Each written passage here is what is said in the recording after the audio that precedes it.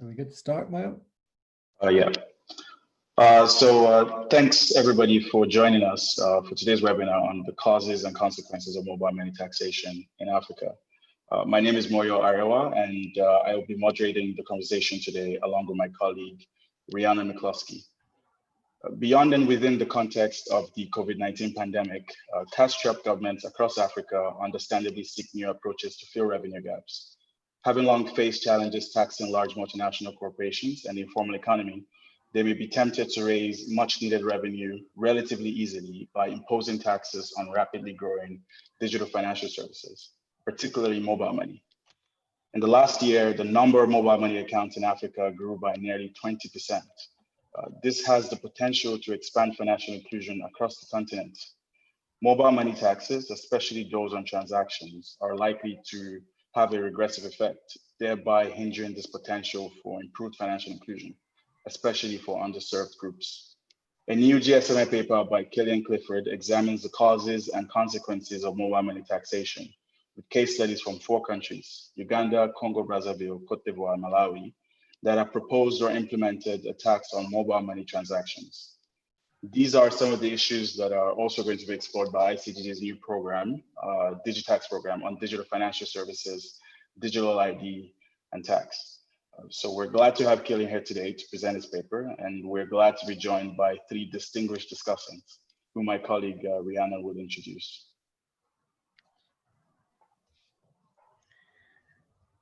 Okay, so as Moyo mentioned, he and I are going to be the moderators for today. So if you're tuning in via Zoom or YouTube, you're welcome to just enter any questions into the chat on YouTube or the Q&A function on Zoom, and we will address those in the last 20 minutes of the event. And without any further ado, to introduce today's 4 speakers, we have Killian Clifford, who is the Director of Policy and Advocacy for Mobile Money at the GSMA. Dr. Waziona Ligomeka, who is the Director of Policy, Planning and Research at the Malawi Revenue Authority. Professor Njuguna Ndungu, who is the Executive Director of the African Economic Research Consortium. He's also the former governor of the Central Bank of Kenya and is an advisor to several initiatives connected to this topic, including the Brookings Africa Growth Initiative, the Alliance for Financial Inclusion, and the Better Than Cash Alliance. And finally, we have Professor Mick Moore, who is the founding CEO of the International Center for Tax and Development, now a senior fellow and based at the Institute of Development Studies. So there we go. You have your speakers, and now I'm going to hand it over to Killian to present the main findings from his new paper. Thanks, Rhiannon. And if you can stop sharing, I should be able to share my own. 1 second. Let me do this. And let me get the right one. Let me ensure. Can you see that slide? Yes, we can. Great. Well, good afternoon, everybody. As Rhiannon said, I'm Killian Clifford. I'm the Director for Policy and Advocacy for Mobile Money at the GSMA. And today I'm going to give you an overview of my paper. The paper's title is The Causes and Consequences of Mobile Money Taxation. And the focus is on those countries where mobile money transaction taxes have been proposed. I want to underline transaction taxes here as being the key focus. So those countries are Uganda, Republic of Congo, Cote d'Ivoire, and Malawi. And the study is based on interviews with different stakeholders, including tax policymakers, tax administrators, industry, and civil society. And the purpose of the paper is to understand, A, what some of the driving forces for these taxes have been, but B, also to understand what some of the unintended consequences have been, particularly for the users of mobile money.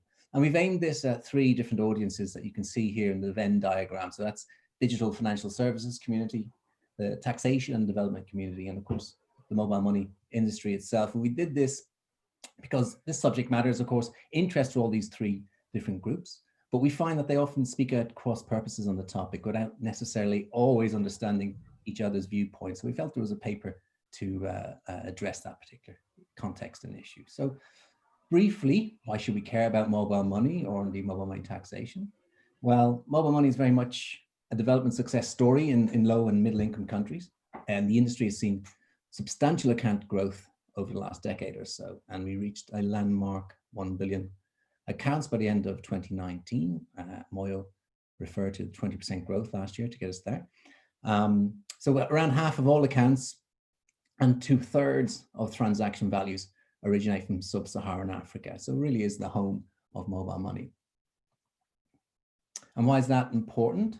Well, mobile money has been responsible for driving financial inclusion in these countries. And to illustrate that, we've mapped mobile money penetration data here against the World Bank's Findex financial inclusion data. And we can see that mobile money is predominantly successful in poor countries with low levels of financial inclusion. So that's the bottom right quadrant there, shaded in light blue. And we've included evidence in the paper of how this growth in financial inclusion has driven many development use cases in these countries. And so on to the case study countries themselves, and a reminder of what they were: Uganda, Congo, Cote d'Ivoire, and Malawi. And the first slide here is just to show that these countries have one thing in common, and that is that they're all successful markets for mobile money. So for some, such as Congo, that success has been fairly recent. Really, the rise has been over the last 2 years or so. But for others, such as Uganda and Cote d'Ivoire, mobile money's use is more established, and there's a range of sophisticated use cases that go beyond just basic P2P transfers. And that includes utility bill payments, international money transfer, agricultural value chains, etc. And so to take a look at these countries then on an individual basis, first up we have Uganda. So a mobile money transaction tax was first proposed here in May 2018.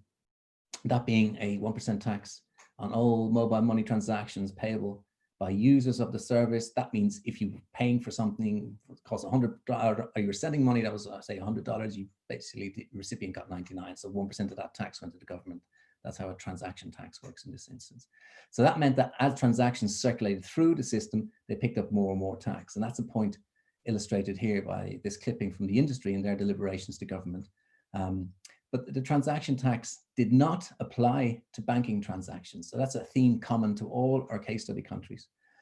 It was eventually implemented as part of the budget in July 2018, but it was instantly unpopular with civil society and others mobilizing against the tax. And we saw street protests in Kampala and petitioning of MPs, that sort of thing.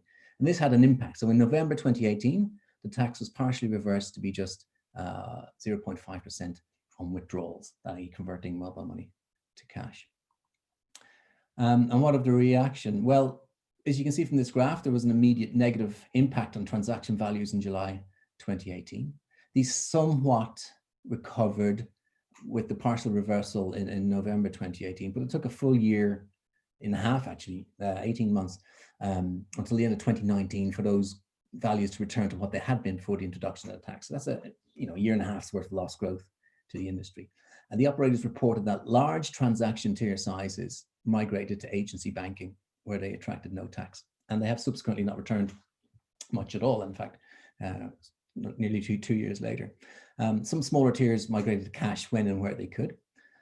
So not only was there an impact here on mobile money businesses, but also an impact on agents for whom mobile money is a livelihood. And operators reported that the number of active agents dropped in Uganda, as did the average revenue per agent. And there's an impact as well from a tax administration perspective. So the initial target that the URA set itself, that's the Ugandan Revenue Authority, for the mobile money tax was met. It was partially exceeded, in fact, but that was at the expense of the overall tax take, which was impacted by falls in revenue elsewhere, which weren't accounted for at the time the policy was designed. And we've included a newspaper clip, which was released in February when we were actually conducting this research. It was on the ground in Uganda, illustrating that particular point. Onto the Congo now. In December 2018, there's a 1% tax proposed on all transactions going through the government's transaction monitoring system, which is known as the hub. So initially there was confusion as to whom the transaction applied to. And for most of 2019, no taxes were paid at all. And then in October, the government clarified that this 1% tax was actually payable by mobile money and for mobile money cash outs. And we see the tax being applied from that point. But there's still confusion today as to who should pay this tax and to who its application. So banks are still not applying it to their transactions that flow through the hub. And the reaction, we see a similar reaction as we saw in Uganda. And we see from 2019, October 2019, a fall in mobile money transaction values and erratic performance since then. So the high growth trajectory that we see before then is interrupted. And that's the same as we saw in Uganda. Again, higher value tiers migrate to the banking where there's no tax, which means, it's lower value tiers, i.e. those most likely used by the poorer in society that end up bearing the burden for this tax. Again, agents were impacted with active agent numbers and also average revenue per agent dropping. In Ivory Coast, it's a different scenario here. A transaction tax was proposed at the beginning of 2018. Again, not payable on banking transactions, but we saw significant pushback in that country, so much so that the government had a change of heart, and the original transaction tax that was proposed was replaced at the beginning of 2019 with a sector-specific tax payable by mobile money operators only, and that totaled 7.2% of their revenue. So that's the difference here. It was payable by the operators and not the users. And as a policy sweetener, about half of this tax was earmarked for specific expenditure. The implication of this particular tax is that the operators are asked specifically not to pass it on in the form of higher prices to consumers, but that's meant to hit the profit margins, which has its own consequences that we'll come to later. And in Malawi, of course, where we have representation from on the panel today, a 1% tax on mobile money transactions was proposed in July of last year. Again, not payable on banking transactions. However, in this instance, concerns over the impact on both financial inclusion and the poor were taken on board, and the tax ultimately dropped from the final bill. So here we have 4 examples where mobile money transaction taxes have been proposed, 2 where it was implemented but partially amended, 1 where it was swapped out altogether for a different tax, and 1 where it was fully reversed. So what does that say about the design of these taxes, and what does it imply for the study? Well, let's recap on our research questions. The first question was to understand what the motivation for these taxes were. And to do that, we need to sort of take a step back and remind ourselves of the fiscal context within which African countries find themselves. This will be nothing new to the tax and development community, but maybe those who are more of a financial inclusion bent will find this interesting. But African countries have a low tax to GDP ratio, wide budget deficits, of course, which are exacerbated by the current pandemic, meaning they face greater challenges than developed countries in raising sufficient tax revenue to fund public expenditure, and thus require innovative ways to find new sources. One such source, of course, could be the informal economy. Informality is persistent in these countries. Across Africa, it accounts for 85% of employment, and in some countries, over half of economic activity. But at the same time, mobile money is perceived as being used extensively by the informal sector in all our countries. And therefore, joining the dots, taxing mobile money appears to be a very useful way of raising money from this sector. And we were told time and again that informality was indeed a motivation for the imposition of these taxes. We also found policy administrative weaknesses contribute to the design of these taxes, often a lack of resources being the cause, such as a lack of sector specialists, for instance, either for the mobile money or emerging digital economy sectors. Also the inability to conduct proper incident analysis to model the effect of the proposed tax on the whole of the tax system was an issue. And these weaknesses lead to a degree of policy mimicry across countries where they appear to copy the taxes of others. But perhaps, at least for me, the most important, not important, but maybe the most interesting finding of the research was the role of political economy. So tax is itself inherently political. Tax policy, and all policy, I guess, creates winners and losers. But so thus we have groups here who are might be in favor of mobile money taxes, and those who might be against. And what we find is those in favor initially winning out. So policies might be rushed through on the order of high-level government officials, either president or ministers of finance, and established policy processes are bypassed, which seems to suggest that those who might be against these taxes or these policies have seemingly little political influence. But then With the subsequent mobilization from these groups, particularly from civil society, we see a partial or sometimes whole policy reversal. So this shows us evidence potentially of tax bargaining and illustrates the political economy dynamics can change. Onto our second research question: what might some of the unintended consequences of these taxes be? We offer evidence in the paper of mobile money being the favoured financial service of choice for marginalised groups in society who don't have access to the regular banking system. In contrast, of course, higher income users do have this access. And we saw much of their activity migrate off mobile money to the banking system where they didn't attract the tax. So with the poor appearing to bear the burden for these taxes, maybe we can assume a degree of regressivity. And what are the impact on development? Well, with the decline witnessed in mobile money and agent activity, financial inclusion targets are come under threat for these countries. This in turn impacts on those social inclusion use cases that mobile money supports, such as digitizing payments within agricultural value chains, pay-as-you-go energy, international remittances, and the digitization of cash transfers, which of course is a hot topic as a policy response in the wake of COVID-19.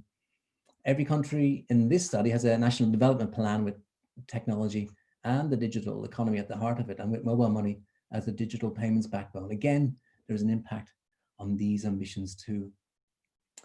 And finally, what of the impact on industry? Well, for those countries where the taxes were imposed, transaction values fell, as did average revenue per user. And this in turn impacts profitability and growth, and with it, future investment plans of mobile money operators, which of course has consequences for less profitable, especially rural areas where you might roll out new services. And if mobile money isn't going to financially include those communities, then the question needs to be asked, who will? So I've skipped ahead slightly. And so in conclusion, we find that these taxes are most likely suboptimally designed with some negative externalities. And we include some recommendations that could be considered for the design of better taxes, such as this constructive and more open dialogue with all stakeholders, but including industry and civil society, collaboration across all parts of government when designing tax policy to ensuring that other departments may not be negatively hit by imposition of these taxes, and sector specialists who understand the nuances of both mobile money industry, but also the emerging digital economy. But perhaps more than anything, what this study does point to is the need and direction of future research. And I've included a list of sample research questions here that could be taken up by others. That list is not exhaustive. There's a far bigger list in the paper itself. But perhaps think of this as the starting point in this field of research rather than the destination. And we look forward to working with others as this field is explored further. So that's it. That's a brief summary of the paper. Download and read in full if you can. There's a lot more detail in it than I was able to present today. I've spent the last couple of days hacking out a lot of content so I could fit it into the time allotted. And in the meantime, I'll hand over to Moyo and Rhiannon for the panel discussion. Thank you.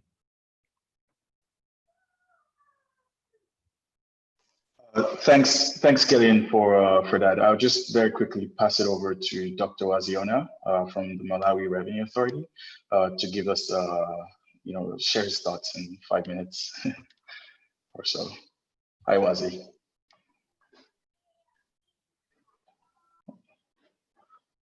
Hello. You're on mute, Wazi.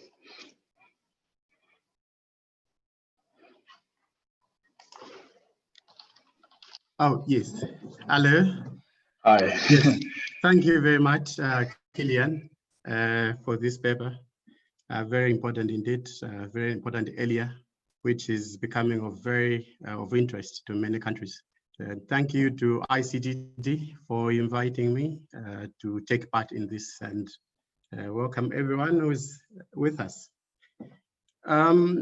Indeed, for me, I couldn't agree with Killian anymore that mobile money transfers have become very important, especially in Africa and developing countries, even in Malawi. I also use it quite a lot.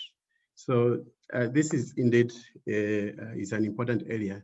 And I think what has become more important is that it seems there's a lot of money that is being made in this area.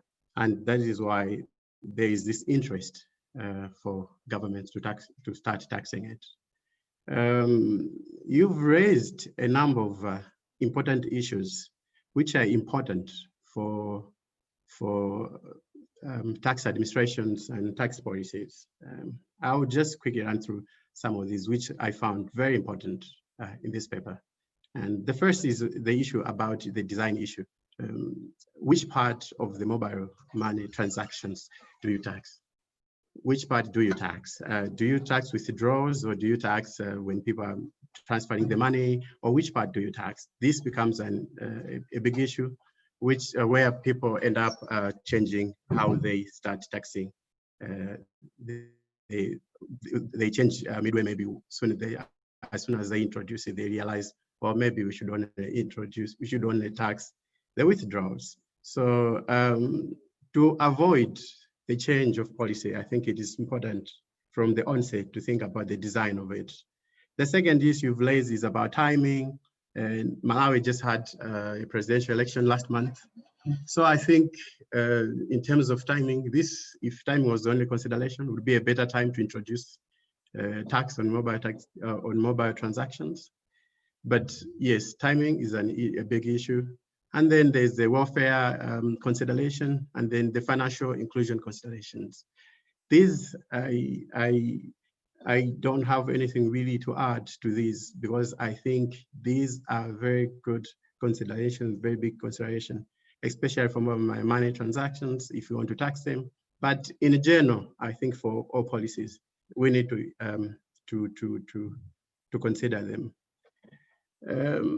So from the paper, what I got was that countries need to have an honest and serious discussion on whether they want to really start taxing mobile money or not. But the paper also raises an important question, and this is a question that I found at the beginning of the discussion in the paper, in which we're saying, are these transactions, when you're using the mobile money, if you are withdrawing or sending money, is this income? Should we tax it as an income? So this is the question. And I think I could extend the question to, do we need to tax mobile money at all? And I think this is where we need to really think about, as tax administration or policymakers, whether mobile money needs to be taxed. And the research, I think, also needs to go into this direction. I say this because money transfer programs, there are quite a number of them now. We have Mukuru, you can use banks, we have Western Union. All these money transfer options, only mobile money is the one that we are taxing. So the question is, why only mobile money? How about the other methods of that people use to transfer money? So this is an important consideration indeed.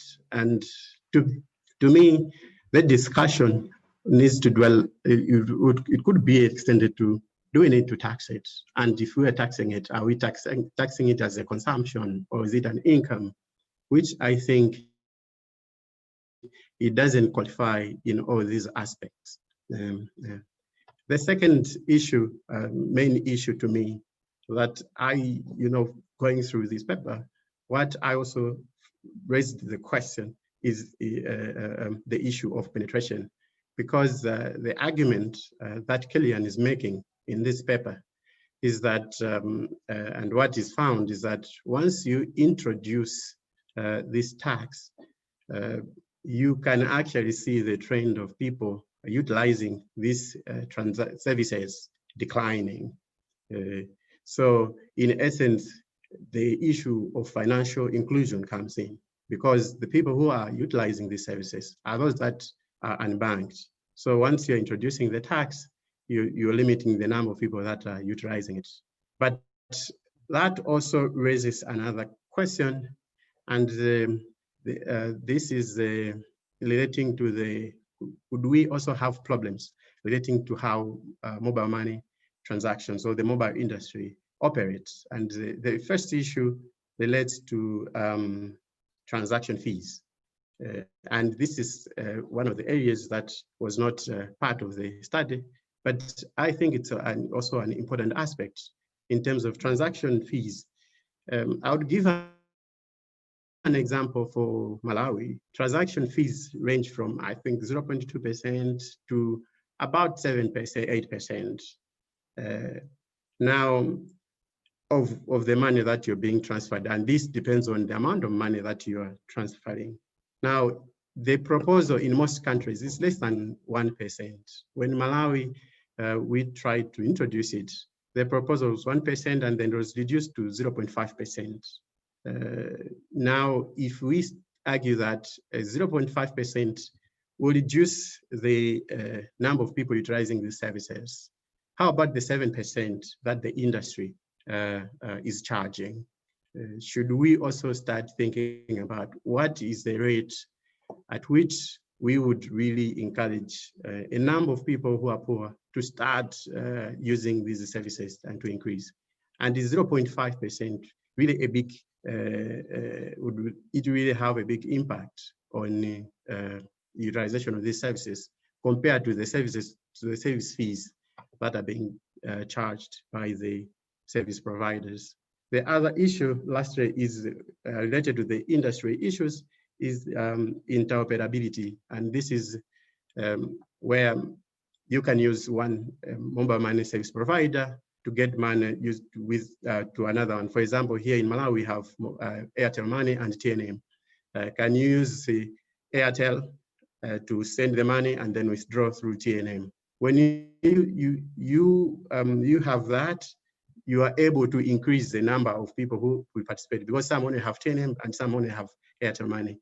But then for Malawi, the charges that we incur are almost double. If it's you are using just Airtel or TNM, the charges are much lower. But if you change, you are using TNM and to get the money through Airtel, the charges sometimes are double. So is there a way we can reduce also these fees so that we can increase interoperability, so that people who are participating in these transactions, we increase the number?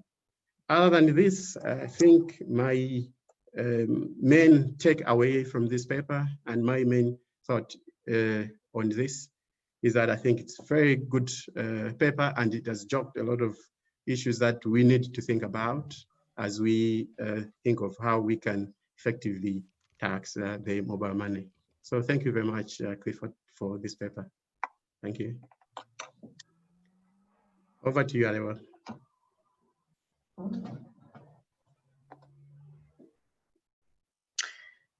Okay, wonderful. So thanks for those thoughts, Wazi. And now we will go over to Professor Ndungu to share his reflections. Thank you very much, and good afternoon from Nairobi. Hi. I'm very happy to be in this platform, and thank you very much for seeing everyone, and thanks, Killian, for that presentation. I promised Moyo that I'm going to perhaps make a presentation, but apparently it's not going to be, it's going to be, I'm looking for the sharing screen. I'm going to concentrate on a few points on this presentation, because essentially, my point is that I was extremely excited about this paper, because I would like to look at it as not mobile money per se, but we are looking at retail electronic payment system. And this is where we have come from, especially in Kenya, in the Kenyan case. And I want to show that actually, let me show the slides a little bit, and then I can pick on it. Okay, share.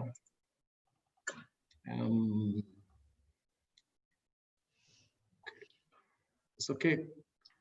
Let me see. Can you see my presentation? Yeah. If you prefer, you could also make it full screen. Okay, I'm going to make it full screen, but I'm trying to see. Yeah, I'm going to see where it is. Okay, so sorry, it's not coming. So the top left. Yeah, okay. I'm going all the way out of it, and I'm looking for the tab. I'm using two screens. That's why I'm getting confused. But anyway, I'm going to. We have it. Yeah. Okay. Just just hit F5. Slide shows. I'm going to get it. Okay, is that okay? That's okay? Yeah. Yeah, we can see Yeah. the slide. Yeah. Okay. Okay.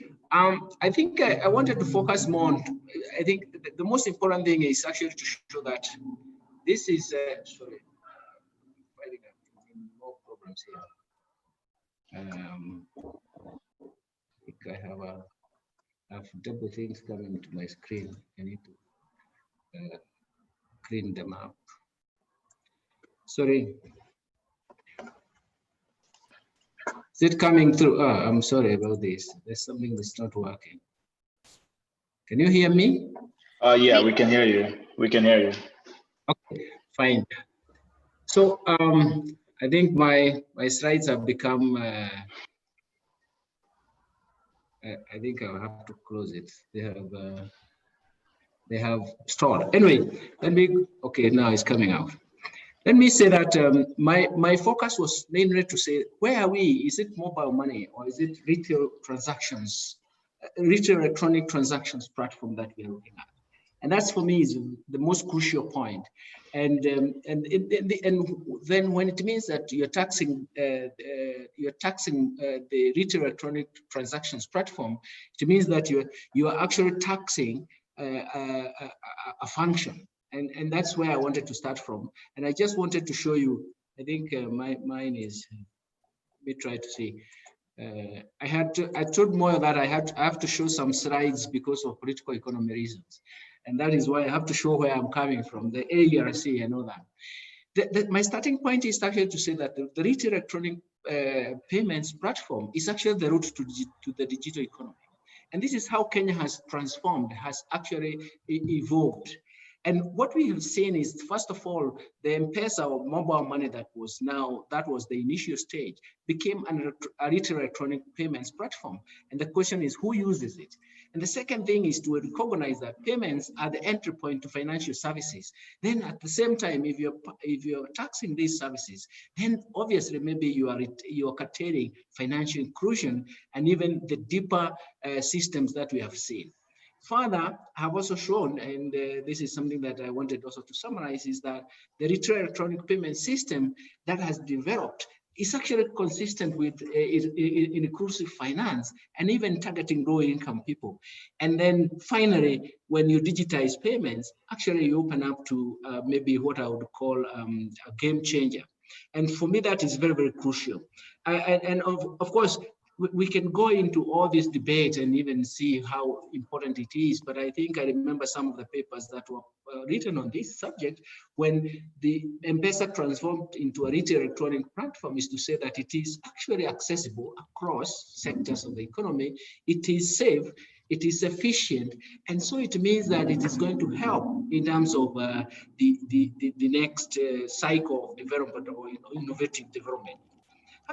Having said that, then I quickly wanted to run down 5 of the areas that I feel they are very, very important when we look at mobile money, which has transformed into a retail electronic payment system. And for me, I focus on market development and of course, inclusive market behavior. So the first thing is the retail electronic platform. The second thing is financial inclusion. The third stage is we can now talk about digitization because fintechs have rolled out sustainable business models. Just like my colleague in Malawi is saying, you are taxing this, but you know exactly what you're taxing. Are we taxing the withdrawals? Are we taxing remaining in the same platform and you are doing your normal business behavior in that platform? But the most important thing is that we can use this to influence designs for tax payments platforms or even revenue administration. Again, there's a particular chapter on that. And then we have seen that this has ignited government services, e-government services. And this COVID time, it is actually helping to design social protection programs. But then those are the beauty outcomes. But then there are consequences and pitfalls when you're taxing retail electronic platforms. And I think Killian has presented very well across 5 countries. I think my friend from Malawi has really emphasized so many things. And coming from a revenue authority, I really like those comments, because our revenue authorities in Kenya don't want to discuss that, because I've realized that it is not because they fear talking about it, it's because the Ministry of the Treasury, the National Treasury, defines the tax instruments and they are given to implement. Most of the time, they don't work and they come back. I always ask them, why didn't you consult? But let me go back into the points I had made. The first question, or the first set of questions, is who uses the electronic payments platform and for what purpose? We have to know, because essentially a tax designed to bring in tax revenue, you have to know who is the target and where the burden will fall. We have seen in Kenya, for example, and if I talk about Kenya, perhaps I can also talk about Tanzania and other countries, we have seen vertical as well as horizontal integration between the M-Pesa, or what you call mobile money, or the electronic payments platform, with bank accounts and savings and even digital lending. This is seamless across. So it is that, in a sense, when you're sitting with a mobile phone in Kenya, you can actually get digital funds. Are you going to tax those and you are borrowing from a bank? So there are several questions that we need to ask. We have observed also, and this is what Killian presented, formalization of informal markets. And one of the reasons why most revenue authorities and even treasuries wanted to tax is because they believe that they are taxing the informal market. But let me say that for me, because I'm a fan of market development, for me, I was very happy to see the M-Pesa, the mobile money type of products navigating across segments of the market. Africa is composed of different types of markets, most of them informal, but they are segmented. And so it means that if you have a tool like mobile money that is navigating across segments of the market, it's a brilliant achievement. And then we find the taxman who is coming to spoil the party. That, I think, that's the point we are coming back to, and that is the point we need to emphasize. So essentially, retail electronic payments have navigated across market segments in Africa. For me, that is a real success in terms of market development and making sure that you can actually come up with instruments that can navigate through markets. And the tax authorities have observed transactions volume. And I'm going to show a small graph on that. And obviously, the Treasury believes that it is a booming economic activity. But whereas the Malawi friend said that it could be that it's actually transactions. It was done in cash, but there was no way of recording that cash transactions. So essentially, now that it can be recorded through a mobile phone, then obviously it shows like there's an underlying economic activity. But for me, it is good. It should show an underlying economic activity, but it should be supported by a production process. And because most of them are transactions, most of them were transactions that were never recorded, and of course you can assume they were taxed. It's only that was disposable income, and that is what my Malawian friend was referring to. Perhaps we are taxing the disposable income, then it's going to be very difficult, and everybody is going to be very defensive on that. And I looked at, because I mentioned transactions volume, I wanted to show actually, if you look at this is from January 2019 to now, and I can go further even to when the mobile phone financial services was started in Kenya, you can see that actually the average of $25 has not changed significantly. $25 means 2,500 shillings. It has not changed significantly. I used to monitor that, the average transactions, to see whether things have changed. And that the median transaction is actually $25. And you can see that if you are going to tax $25, most people will opt to hold it in cash, and something that may not work. Okay, the key message that I can find, and I find it resonating with Killian's presentation, is that when we tax retail electronic transactions platform and even airtime, in Kenya they even tax airtime, we see that it is just an extra cost, but it is not even improving the tax base. It is not even improving the tax effort. In fact, I was looking at the data, the tax effort from 2013, 2014, when the tax was introduced, was 19% to GDP. That is the tax effort. And as we stand now, it has actually declined to 16.8% in the year 2018, 2019 fiscal year. So you can see that it has not even improved the tax effort, yet there is a burden somewhere. So far, it is a disincentive to reach electronic payments platform. What we don't have is the data that we can actually, the micro data, to see do we see some people trying to run away from this, and how? A 12% tax transaction is strong enough to push the median transactions, as I said, of $25, to move away to cash transactions. I'm still associated with Better Than Cash Alliance, and we only argued that actually retail electronic payment system is a game changer. It can be used by everyone.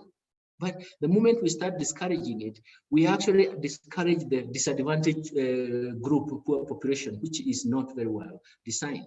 So that's why I come to the conclusion that poorly designed tax policy and even tax policy instruments will have costly outcomes on tax revenues, the market price distortions, and even a negative impact on market development. I say this because the Kenyan case is an excise tax. An excise tax rate has excise tax. Every time I remember the first time I dealt with this was 2001, trying to argue that we need to have tax instruments that are actually predictable. And I argued that an excise tax has a lava curve. One of the things is to rely very much on the assumption that the structure of demand is inelastic. But we have seen that technology can change and things can actually change. And you can even have a variety of different aspects of even sections of the market reacting differently.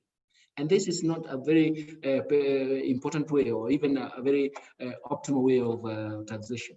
But on the whole, I think maybe when Killian will extend studies to Kenya, for example, which has had a longer history of this, to see what kind of, should I say, policy design that we need to introduce. My first point, I used to tell the Treasury, yes, you need to tax, but you also have to make sure that you tax in a way that you don't create market distortion. Secondly, you need to tax and make sure that what you are really taxing is also not affecting a particular target group of the population. So you can see somebody who only transacts $25 and then you want to tax that. It's going to be very, very, very painful. Maybe that was a salary, or that was the salary he was receiving for the week, or even Anyway, so these are the points I wanted to make, and I wanted to make those points just to make sure that at least I'm in agreement with the study that has come up, but also I'm also in agreement in terms of where we should go. But this provides us with maybe a good example of some countries that we can look at and say, why is financial inclusion not moving in the next level that we wanted? Why are we not igniting the whole economy to move around? And secondly, since we believe that we can actually solve most of the problems, especially financial inclusion, how do we do it? Thank you very much. Thank you, Professor. Thank you for your impassioned contributions. I'll pass it over then to Mick to run us through his opening remarks and immediate reactions. Thank you, Moyo. Good day, everyone. I think mobile money is a wonderful thing, especially for poor people. I think Killian's report is excellent. I think his basic policy points about how badly tax policy is made and the need to avoid retail taxing of users of mobile money and similar services are absolutely right. But if I were an African government, I wouldn't want to stop there, because I think that what he's talking about is a small part of a much bigger picture. And I think we need to understand the bigger picture, partly to understand this small part. So what I'm going to do very briefly is talk about the bigger picture. And my central point here is that the question of how we tax mobile money is just one aspect of the broader question of how governments in Africa can tax the big transnational telecoms companies across the range of their operations. And one fundamental point on that, and it's important, the M-Pesa experience is not typical of Africa. In most of Africa today, mobile money is dominantly provided by one of the big, or two or three of the big four transnational telecoms companies. And that is true of Africa to a much greater extent than any other region of the world. There are a few exceptions to that. Two of the big exceptions have been Nigeria and Ethiopia, because banking regulations or legislation did not allow non-banks to provide financial transfer services. but that is no longer true of those countries. So we have a picture here of the dominance of the mobile money provision by the big telecoms companies. And that's going to continue for at least two reasons. One is that technically there are enormous synergies between being a telecoms company and providing mobile money services. And secondly, the business models are very similar in both cases. Not only is the provision of mobile money dominated by telecoms, but in most African countries, it is dominated, sometimes exclusively, by 2 or 3 of the big 4 telecoms companies. So there is very limited competition. And we know from research done by, for example, the IMF not long ago, that in the provision of telecom services in this context, there are a lot of rents or super profits. The telecoms companies are doing very well in this circumstance. We also know that, like other big transnational companies, the telecoms companies have enormous potential to use transfer pricing to shift profits not only between countries, but also between their companies within a country. So, for example, between their actual telecoms provider and their mobile money provider. And we know that they are great users of tax havens. In other words, African governments do not know what the profits of telecoms companies are. They have enormous difficulties in taxing them. And that is the reason why in most of Africa, as well as the other regions in the world that depend on big telecoms companies from elsewhere, most of the taxes, or a lot of the taxes that they levy on telecoms, are not the standard corporate income tax or VAT, but they're what's called sector-specific taxes. They're taxes on spectrum, they're import duties on the provision of equipment, they're charges for setting up telecoms towers and similar kinds of things. Now, these are not the first best type of taxes, but if you don't know what profits are and you can't rely on profit taxes, then this may be the sensible kind of thing for governments to do. Not because, as I say, because it's ideal, but they have very few other choices. So my takeaways from all this, it's an excellent report, but we need to take it a little further. And first, for African governments, you need to focus on the big picture, which is taxing the big transnational telecom companies as holistic businesses with enormous transfers between them, rather than focusing on a little corner, which is mobile money transactions. The second point is that the current way of taxing these telecoms companies, which relies on a lot of sector-specific taxes, is not wrong. It could probably be done better, and I would like research to be focused on how it could be done better. Thirdly, and just to emphasize, as Killian said, you should really avoid taxes on money transfer that basically fall on users. I mean, they are unnecessary. And if we find better ways of taxing the profits of telecom companies, we needn't worry anymore about these very small, silly, irritating taxes on mobile money transfers. But the final thing I should say is that I don't think taxes on the big telecoms companies or mobile money transfers, I don't think I see it as an urgent problem. The sector is still growing fast. The number of new mobile money accounts increased by 19% in Africa as a whole last year. So the sector is certainly doing very well. We do need to find better ways to tax it.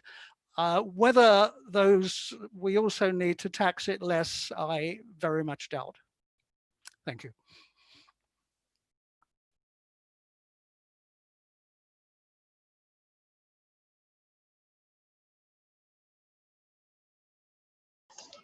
Thanks, Mick, for all of that. Just building off of your final points there. I mean, to what extent, and this is a question perhaps that we can direct towards Killian and Professor Njuguna, to what extent is the debate, in your view, about mobile money taxation really a debate about taxing the telecoms industry at large, as Professor Moore has presented?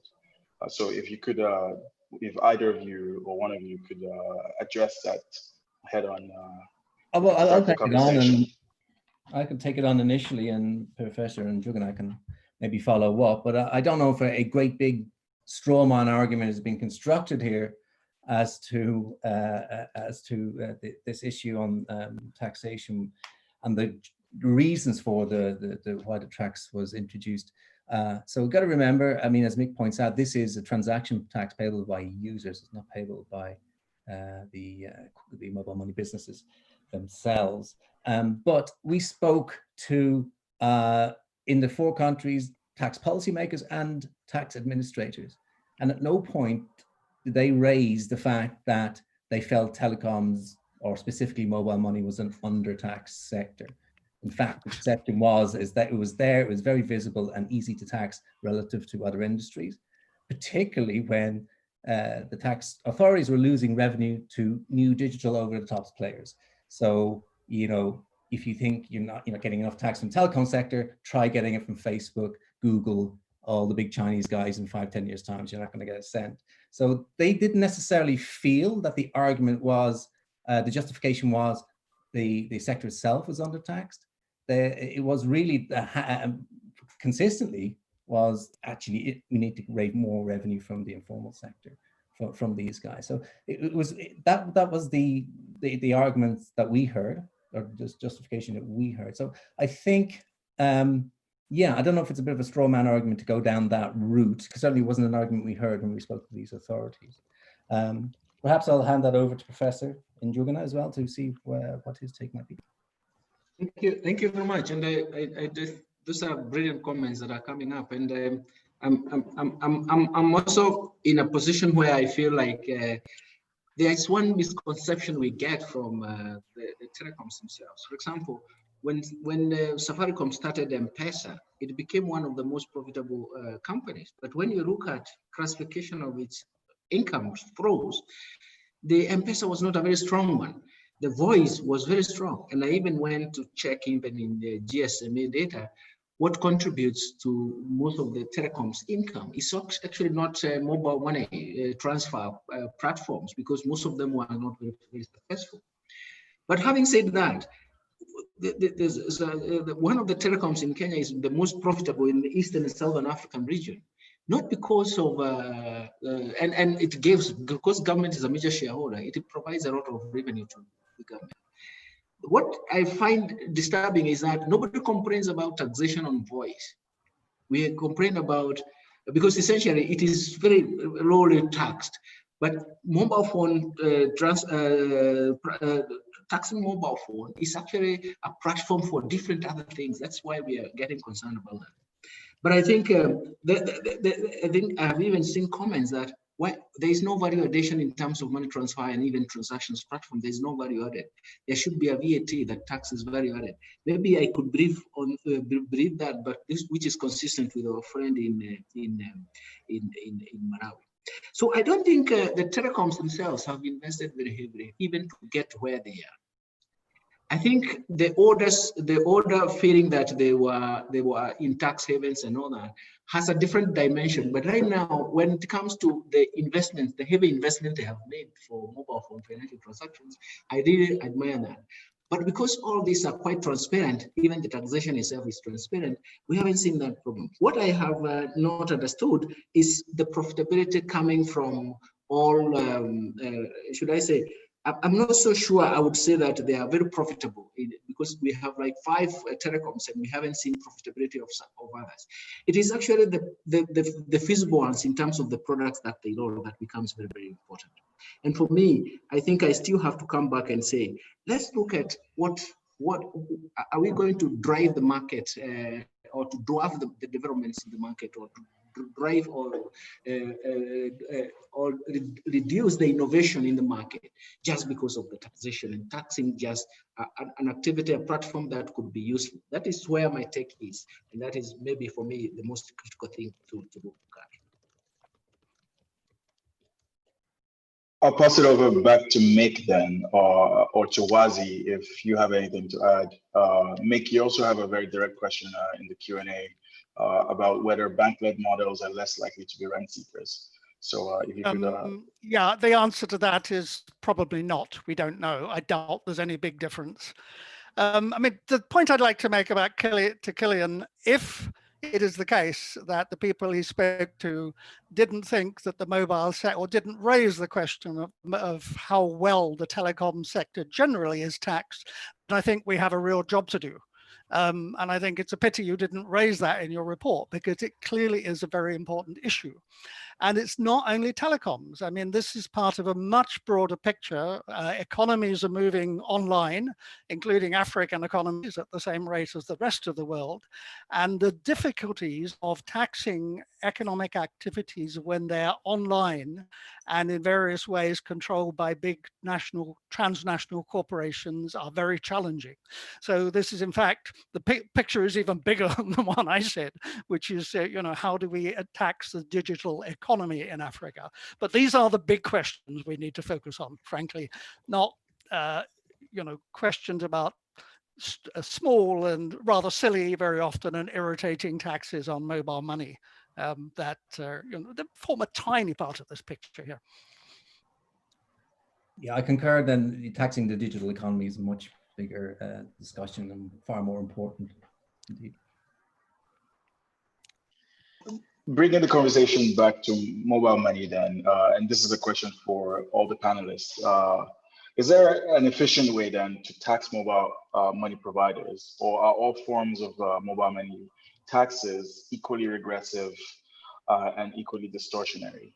Or is that even the right way to think about the question? Because I see Killian squinting, so maybe you want to go first. This isn't taxing mobile money providers. I mean, at least not my paper isn't, nor is the professor's paper. Mobile money providers. Transactions, yeah. It's the users that pay taxes in both instances. So, yeah, again, I'm not sure that's the right. Certainly, in regards to the paper, not necessarily a point we address, nor is it the purpose of the research. So, I mean, it's a different discussion. I think, you know, you'll have to speak to the mobile money providers themselves, but I mean, they believe they're taxed quite substantially in country themselves. I don't see how a corporation tax is necessarily regressive, but again, I think it goes beyond the scope of the research in the paper both I and the professor might have done in this instance. If I may come in, I think Professor Moore has touched on something that we are actually trying to debate. In fact, I have a proposal that I'm working on how to tax the digital economy. And because I think this is the bigger picture. Otherwise, the small retail transactions, we are upset about the taxation of the small retail electronic transactions, because essentially we are leaving out the whole digital economy out there. And the bigger issue here is, how do we define taxes that can actually capture the totality of the digital economy? And that is a major point. I can go to any of the retail outlets globally and import and buy products, and they are delivered to my door, and they never go through the customs. But we don't seem to understand how that can be changed. And these are things that we really need to change. And this is how that we may even change. In the COVID right now, everybody is asking, getting food. Maybe the food is being taxed at the base, but the global economy, the global digital economy is not taxed. But that is the way I would focus on.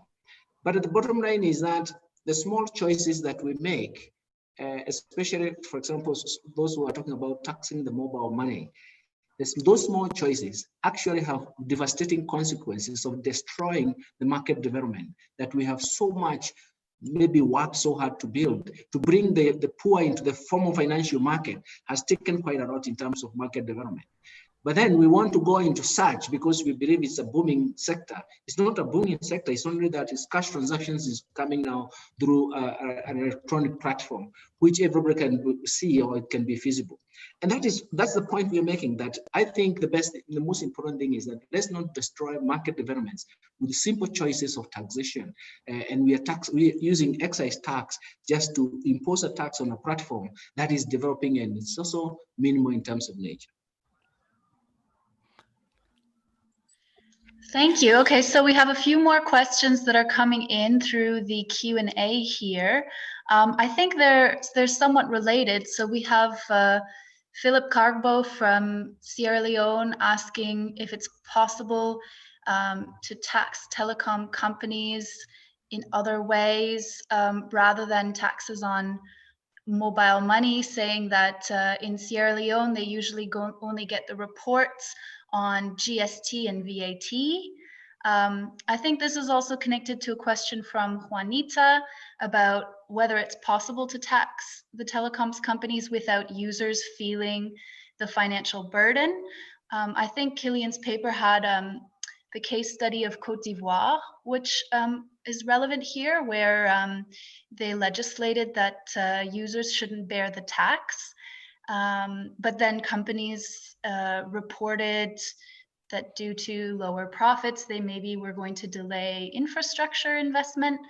And finally, from Gregory, considering this discussion, what do we think is the industry's best solution for taxing the sector holistically, fairly, and effectively? Are there alternative ways forward? So a kind of connected group of questions there. If any of the panelists want to jump in and offer any. Mick, okay, Yes, go for it. Sure, absolutely. Yes, thank you for the questions.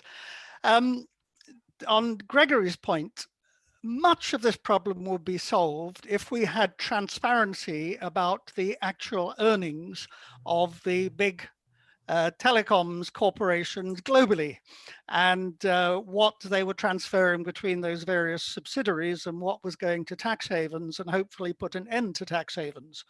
Because if we had all that information accurately, and we could, governments could then levy reasonable corporate income taxes on corporations, I don't think we would even be talking about the idea of trying to levy retail taxes on mobile money or data transfer or anything else that goes over the wires. Because the moment you start charging at the retail level, this becomes regressive. It's impossible to avoid it becoming regressive, even if you say you're going to try to exempt small users. I mean, the reality is it's regressive. But taxing, if we can get to a situation globally where we can tax telecoms companies and other providers of these services on their corporate profits in the same way as if what you might call normal companies in normal businesses, then we would be in a very happy situation. Yeah, I don't know. I'd approach that question from a slightly different angle, given my experience and perspective. Is that mobile money today, as far as I'm aware, is taxed at a number of different angles. It's not my area of specialty. I just wrote this paper because of the focus on users and development. But today we have taxes on, I understand, profits, obviously. There's withholding tax on agent fees when they cash out. There is often excise duties on mobile money fees themselves, and then we have these transaction taxes. So there are a number of ways, and often in countries we have all four of those as an example. So I think there are ways to perhaps tax the sector more efficiently. I think what you really do need is dialogue between the industry and policymakers and administrations as well to arrive at what the best situation for taxing might be in a given country. I think the point of the paper, one of the points I want to make the paper, is that these policies are rushed through without stakeholder consultation. And maybe one of the points I'd like to make is that going forward, when these taxes are being designed or even proposed, that there is proper stakeholder consultation and discussion. Thank you. I think I also wanted to add what Killian has said. There's a whole range of, or a whole family of taxes involving this industry, from voice, even technology itself.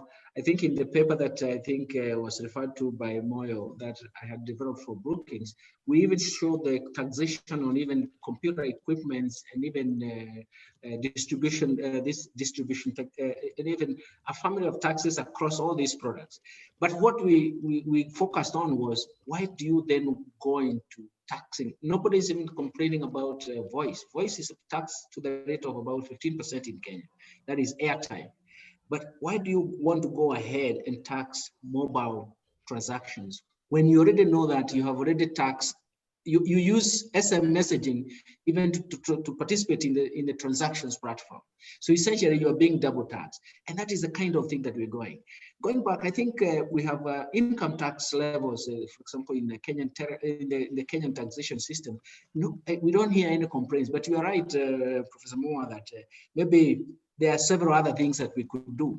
But we feel, my feeling is that we have left out all these family of taxes and optimizing on them, but we want to catch up on micro transactions, which actually are going to be they are not going to be beneficial. In fact, when I looked at the totality of the taxes, it's less than 1% of tax effort in terms of increase.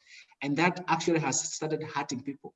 It is only that we don't know how much people have decided to use cash. But I'm so sure that in the rural areas now, everybody is using cash to avoid that, except in this COVID period that everybody was prevented from doing that. But I do say, let me also say the point that also Killian is making. I think we have seen a lot of good quality contribution in terms of tax revenue from telecom companies in all the countries in this region. That is no doubt, that has been great. And I think they can do better without having to go into the micro level. For me, that is a contention, because the tax instrument will not work very well, and it may destroy the market development that we have worked so hard to achieve. Thank you, Professor. In the interest of time, because we're about 15 minutes overboard, I just want to wrap up by saying thank you to all the attendees who joined us today, and also a special thank you to the panelists, Killian especially for presenting his paper, Professor Njuguna for joining us from Kenya, Wazi for joining us from Malawi despite some technical difficulties, and of course to ICTD's Professor McMore. We hope to continue this conversation in the ensuing months through our Digitax program on digital financial services, digital ID and taxation. And if you haven't already, you can find Killian's paper in the Q&A chat. We posted it, but it's also online, The Causes and Consequences of Mobile Money Taxation. I'll pass it on to Rhiannon to share any final words.